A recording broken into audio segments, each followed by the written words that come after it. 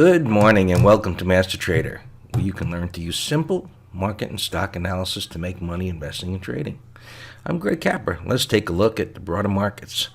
And I have a chart of Bitcoin up here. Always in the news every day. Everybody's interested in Bitcoin. Behind you can see the actual futures contract that's trading here, where it's bouncing off of 8,000 a bit here. Of course, the question everybody wants to know, is it time to buy? And at this moment, the answer right now is a resounding no. Right? 8,000's what's considered a whole number or a big round number. There's going to be a focus on it. As master traders, we're focused on where support is, where there's reversal. The problem here with Bitcoin is that in a very short amount of time, the price went vertical, straight up. This is a weekly chart of Bitcoin. Now, what we can see is there's a little bit of support right here, these overlapping bars. When I flip to a one-day chart or daily chart, you'll see there's a little bit of a base, and there's more significant support down here between 2,000 and 4,000. I'm not saying it's going down there, but if it was, that's where I would be interested or start to get interested, between the 4,000 and maybe 6,000, somewhere in here, depending on the price pattern that it formed. So here's the daily chart, and you can see a steady flow to the downside of lower highs and lower lows.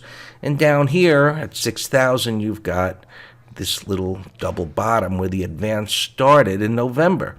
So it went from the 6,000 area to 20,000, and sometimes prices need to make a full, we call it round trip, back down to where it started, and that is where you'll see more buyers begin to step up at that point at those support levels.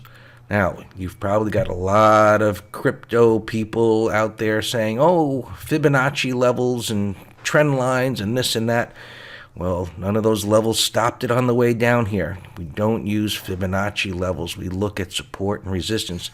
When there's nothing to the left, there's nothing to the left. You drawing an imaginary or line on your chart, imaginary from the point of view there's nothing lined up with any support, doesn't make it support just because you can connect dots, so to speak. So be careful of that with the type of analysis that isn't based on reality, and price is reality, not drawing lines on your chart. So let's see where the broader markets are at here. So here's the futures chart, and there's only a little bit of data because that's when it started trading. But you can see there's a little intraday bounce going on right here. And this isn't that actively traded yet. There isn't a lot of liquidity, but there's a little bounce off of that level, even because on a short-term basis, you've got a little measured move here, and it got short-term extended, and you get some short covering, and you get a little bounce. It's not that meaningful from the point of view of an actual trend reversal. Let's look at the S&Ps, and so they're correcting here, and everybody's, the market going down. Markets go down, and this is a normal type of correction so far, which started with what I call a breakout bar failure. And that is several bars, usually 2, 3, 4 at the most, that go sideways within an uptrend, and they suggest prices are going to go higher, and then they did. Now, when the pattern happens, we don't know it's going to be a breakout bar failure because this could have just continued to go up. But when it's an inside bar, after the breakout bar, when it trades below the low, it's time to step aside. If you're a short-term trader and you bought that breakout, that's my rule. Now, the pullback is to the rising 20 MA. And moving averages, just like Fibonacci lines, are subjective. So what do you do here? You look to the left and see, is there any real support there? And we see some consolidation, and you can see the futures are beginning to stabilize here. Doesn't mean they're going to hold and turn around. It just means that there's a little shelf of support here. We're still getting lower highs and lower lows within this 60-minute time frame, and unless it can get back above here, it's still in a downtrend. It could form a base here, and then we could get interested. But if it keeps going down, the next stop could be this area right here, 2769. This is where the prior lows were. So that's how we approach things here at MasterTrader. We look at support, resistance, and trends. We look at where people put their real money to work. And that's what we see on prices, and this volume here represents the interest with real money. And let's take a look at the NASDAQ, since we've got big influence here on the NASDAQ with Amazon going up and Apple hanging in there and Google going down. But it's also pulled back to the 20 MA, and you can see this little shelf of support right there. And the Dow, right, actually holding here a little bit better. It's holding in the area of yesterday's low, and here we have the support as well in the Dow.